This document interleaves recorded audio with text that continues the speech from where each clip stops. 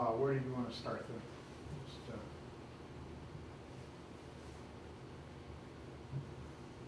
I could just start talking about Petey Wheatstraw and then just see where it goes. that's good. Just let me know when you're ready. Yeah, go ahead. In my home county, there's a town called Cotton Plant, and there was a blues man from Cotton Plant. His name was William Bunch.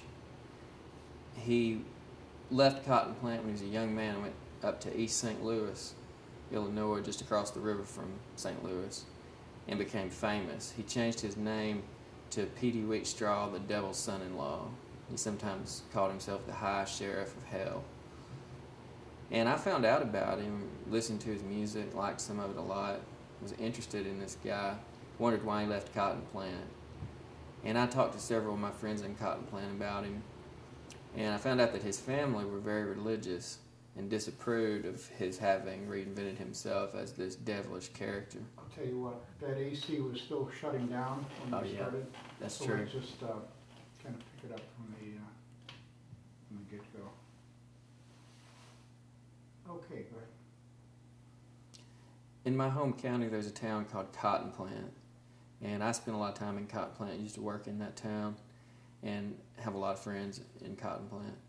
And I heard about a blues man named William Bunch who grew up in Cotton Plant. He reinvented himself as Petey Wheatstraw, the Devil's Son-in-Law, and left Cotton Plant, went up to East St. Louis, Illinois, across the river from St. Louis, and became famous as a blues man. He was a guitar player, a piano player, and a singer and a songwriter. And he, before Robert Johnson did it, associated himself with the devil by calling himself the Devil's Son-in-Law. He sang about his relationship with the devil in several songs. And this kind of mythos that he generated to maybe further his career, maybe to express certain aspects of his psychology, really did fascinate me, because I was aware of a voodoo subculture in my home county. And in the voodoo religion, as I understood it, the devil was not Satan, but was a composite figure that included elements of various voodoo spirits, or Loa, as they're called. So I got interested in Petey Wheatstraw, asking everybody I knew about him, and got some of his records. I was listening to those.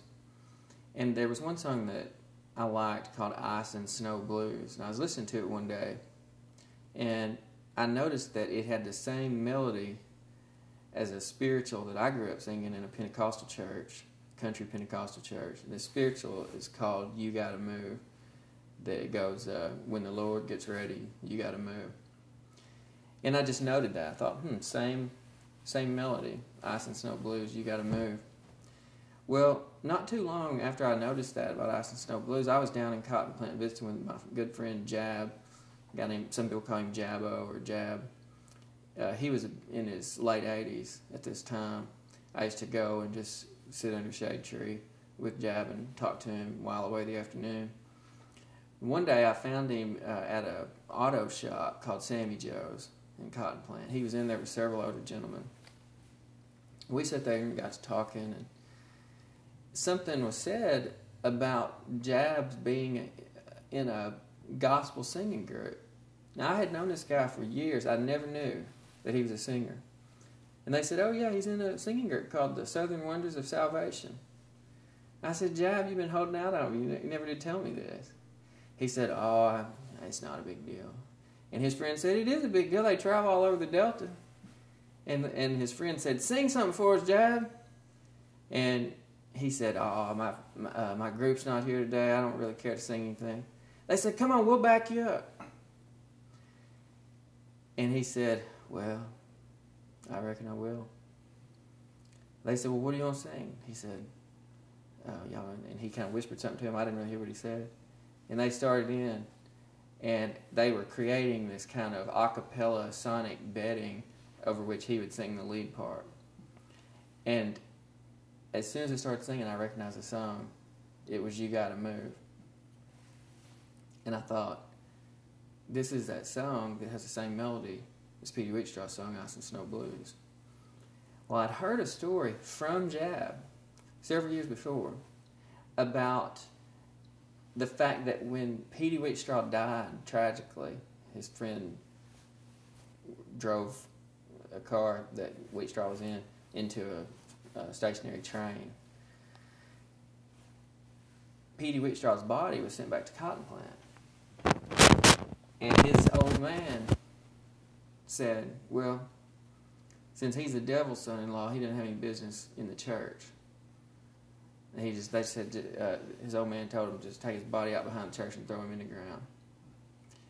So this most famous man that Cotton Plant ever produced didn't even have a headstone until very recently. Very recently, his descendants, some friends of mine, saw to it that a headstone be placed in this church cemetery. I knew where he was buried, but you didn't know exactly where because there was no headstone.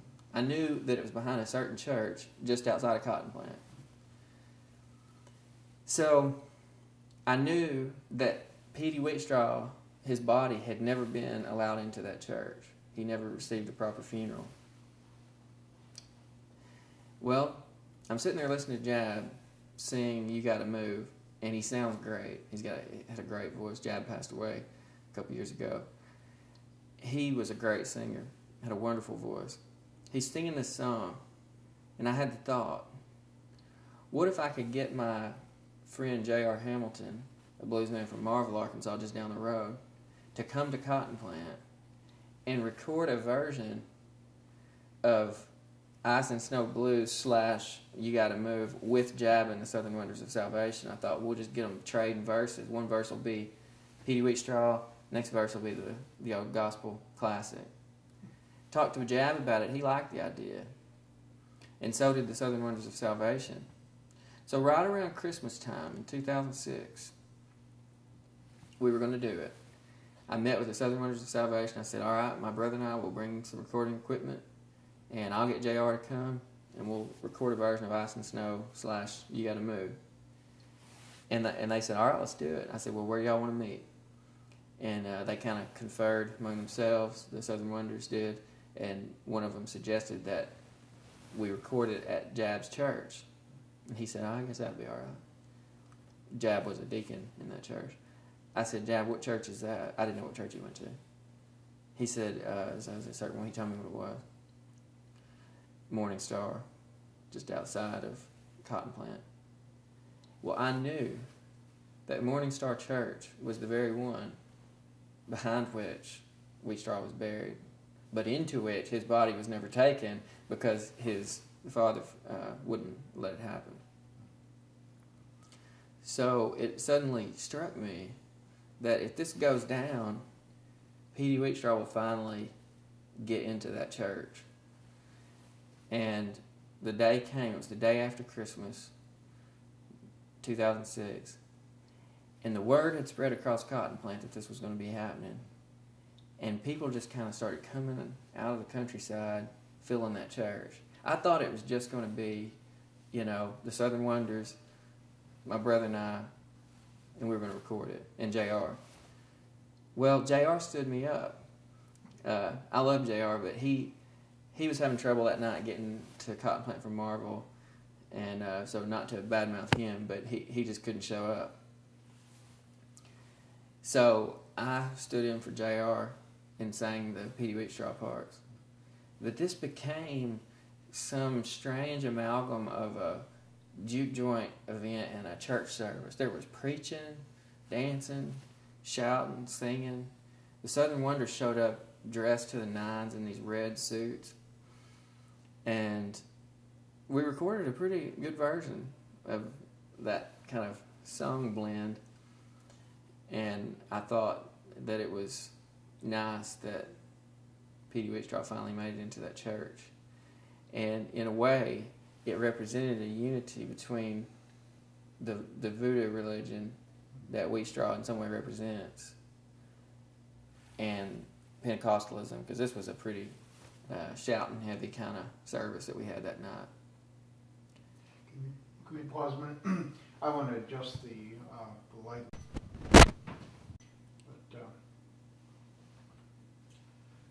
Okay, stand by a minute. I'll just check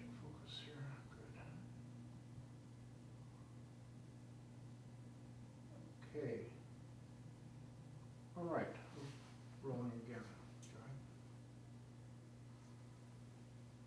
ahead. One interesting thing about Pentecostalism and Voodoo, these two religions, that I had experience with back in the Delta, is that the possession experience is central to the rites in both religions, spirit possession. And so the spirits in Voodoo and the spirits in Pentecostalism are wanting to take bodies. They're wanting to be embodied.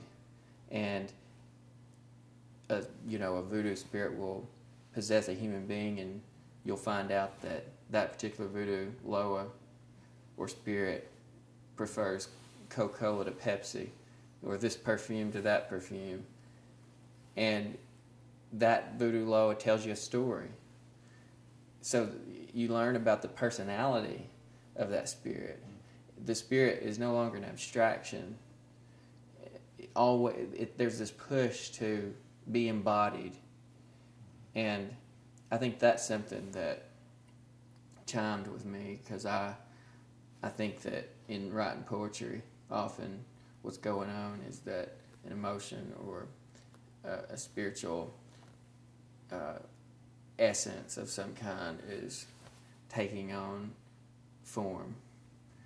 And that, I think, is an interesting tie between Pentecostalism and Voodoo, with a tie between both of those religions and poetry. But I could let me say that again.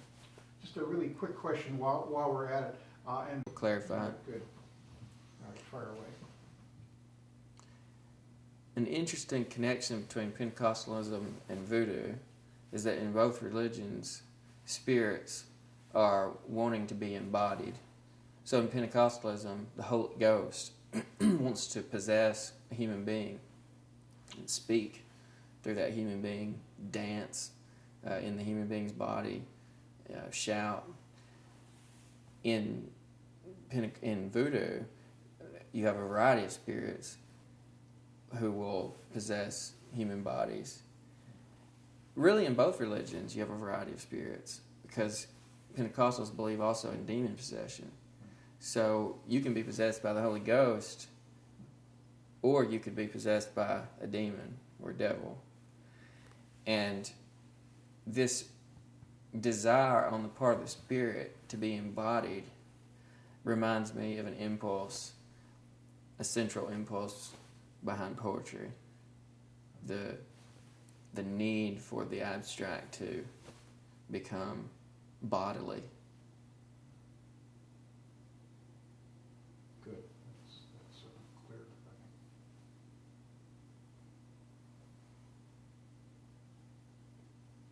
Just trying to think what the...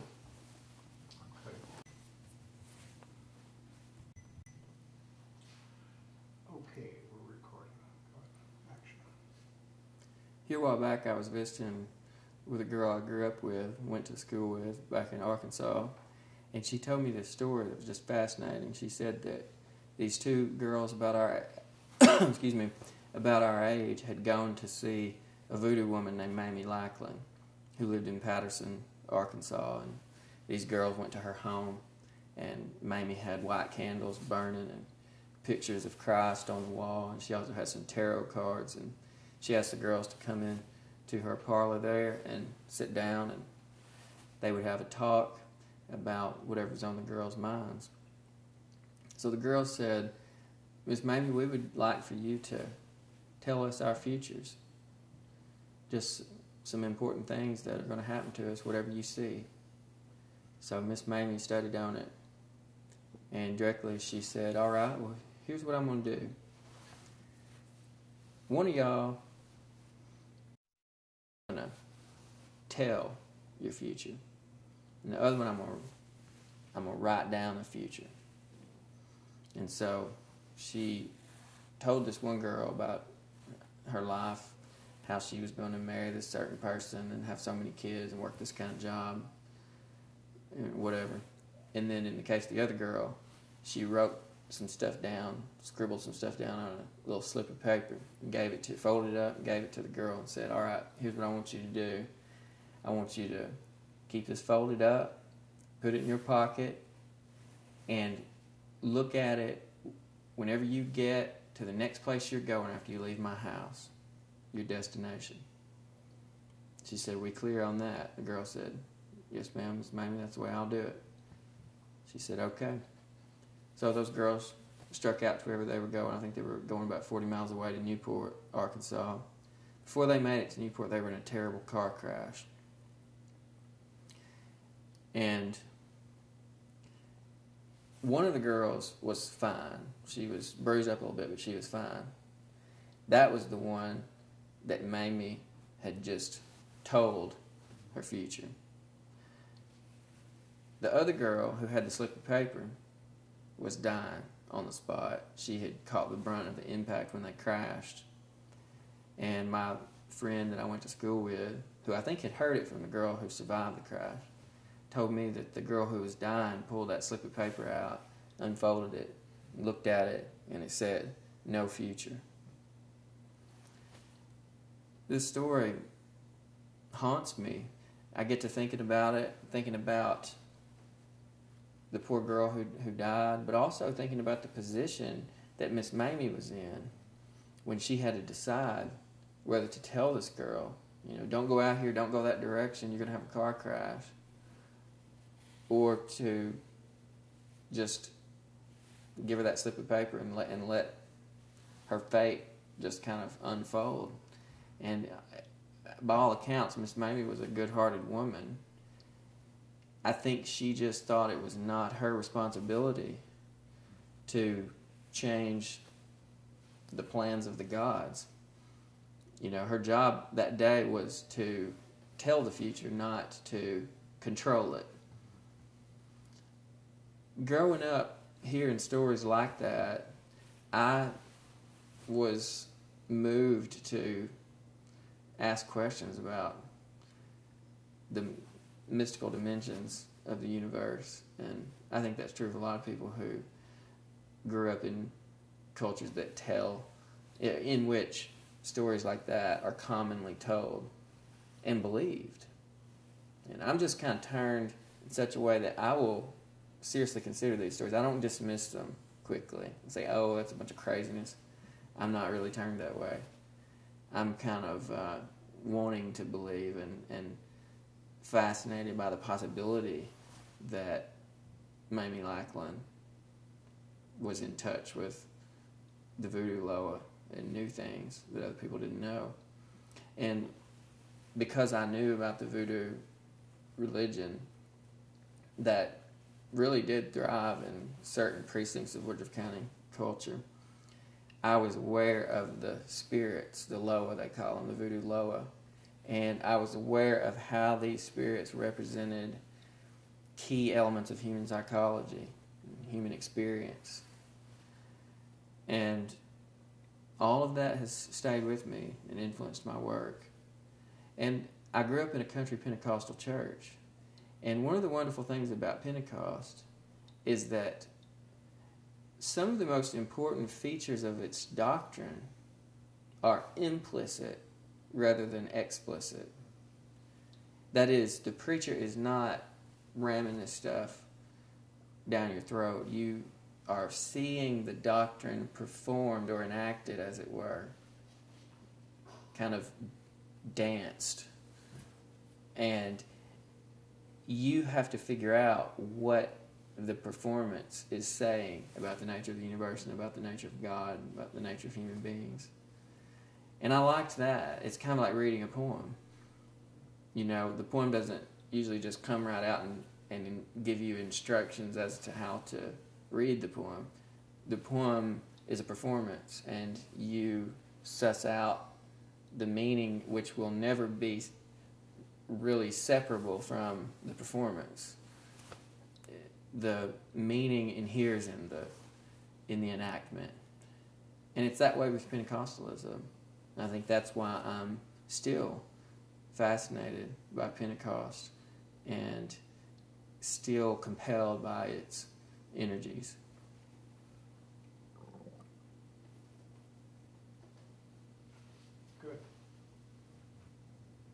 All right.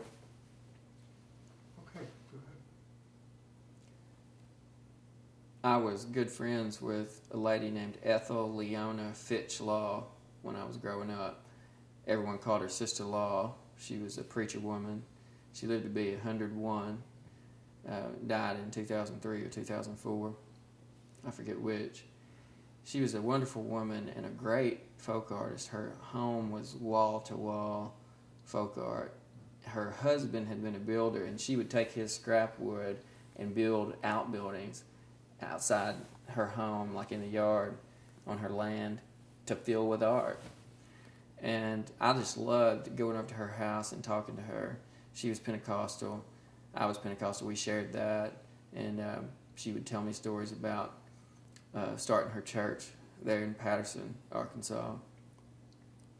And late in her life, she took to making lap quilts. She just had a bunch of scrap fabric and cloth material. I guess maybe that she had discarded when she was making larger quilts, or some of her dolls that she made. I'm not sure what all. But she would take this scrap material and weave pieces together to make these lap quilts. And she just made dozens and dozens of these things, I guess hundreds. And one time her son told me that he had come home from Indiana to visit her. He had moved up to Indiana to find a better job. He came home to visit his mama and her sister-in-law, and they had a nice visit. He was down there for a few days, and when he was about to go back to Indiana, she said, son, I got a box here full of lap quilts. I got 50 of them. You told me that y'all had about 40 people in your church. I thought you could take these and give one to everybody in your church. And her son, who's a great guy, a good friend of mine, didn't really think that these folks in Indiana would want these lap quilts, because Sister Law's style was definitely an outsider art type style. It wasn't gonna be symmetrical and, pretty or fancy looking in conventional ways. It's gonna be kind of weird, a little off kilter all the time. That was just her style. I loved that about her work, her assemblage sculptures, her paintings, everything she did. He just didn't think that the folks in his church would really like that style. He thought they would think that these lap quilts looked a little junky. He said, Mama, I appreciate that. That was so sweet of you to make those, but these people, they're not going to want those lap quilts. And she said, honey, you don't know that. Just take the box and tell them that you'll give them away. If they don't want them, just throw them away. I don't have need of them.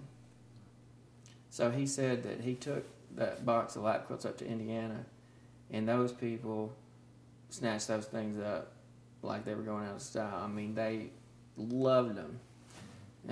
But when I say like they were going out of style, it's more like they had found something that had never been in style exactly, and that's what was good about it. It was different. It didn't look like anything they'd ever seen before. Because, Sister-in-law would make a lap quilt that just looked strange and beautiful, but you knew it was homemade. It's just had that homemade look to it. And the way they grab those things up, I think, tells us about this desperation for some kind of escape from the sameness of like every Exit USA life, just the same stores, the same food, the same cars, the same everything, everybody listening to the same music. And here comes Sister-in-law, and she's doing this thing that's just wonderfully odd and beautiful, and people want it. And I think that there is a desire among readers of contemporary poetry for the wonderful oddity that you get in the work of some poets of the past, like Hopkins, Dylan Thomas, Emily Dickinson. There are many of them. That eccentricity, I think, is very alluring, especially when it seems true to the poet somehow, when it doesn't seem contrived. It may be contrived, but if the poet is a good enough artist of illusion, it will seem natural, and we'll think that we're just seeing this very strange personality or voice at work, or hearing this strange voice that's just out of nowhere, and we're drawn to that. And I think Sister Law had that as an artist. I have many pieces of her work, and I treasure them and just get them out sometimes and look at them, and am so thankful that I knew her and walked into her imagination all those wonderful Saturday afternoons when I'd go visit her, because you just would walk into her home and feel that you were walking into her mind, because she had just put art everywhere, and you got to know her just by looking around at what she had made. And she was very modest around me, but her son told me that one time he was talking about her art, and it was just the two of them. He said, "Mom, I guess you're some kind of artist. I mean, you're always making stuff. I don't really know what to call you, but I don't really know if you're an artist or a craftsman or what."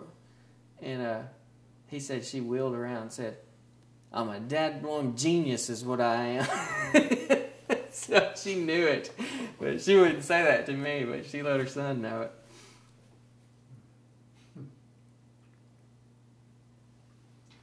That's great.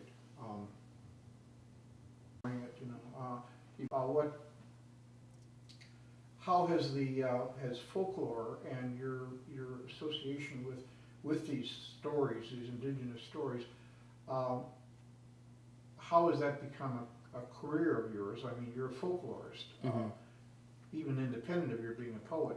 But then again, how these things have folded into your poetry. Yeah. So, anyway. Well, I grew up hearing a lot of folk tales, and most of the tales were set in my home county. I've also lived in South Carolina and Mississippi, and when I lived in those states, I heard stories set in those states. And I'd say those three locales, Woodruff County, Arkansas, West Mississippi, Northwest Mississippi, and the Low Country of South Carolina are the most important areas for me when it comes to folklore and my relationship to the folklore. And I have the closest relationship naturally with Eastern Arkansas, because that's where I grew up. I mean, if we're talking about the folklore. And one great gift that folklore gave me, the folk tales I heard growing up gave me, is the sense of a haunted landscape. When I drive around my home county, practically everything I look at is numinous. I mean, it's got that charge to it.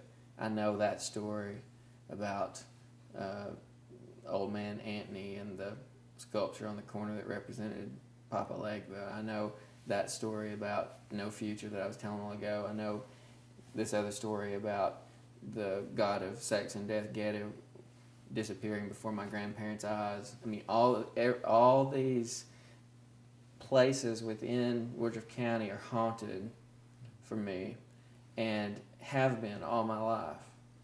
And so when I look at that patch of land over here under this tree, or on the other side of that scope of woods, or whatever, I'm not just seeing land, I'm feeling the numinous charge of those stories.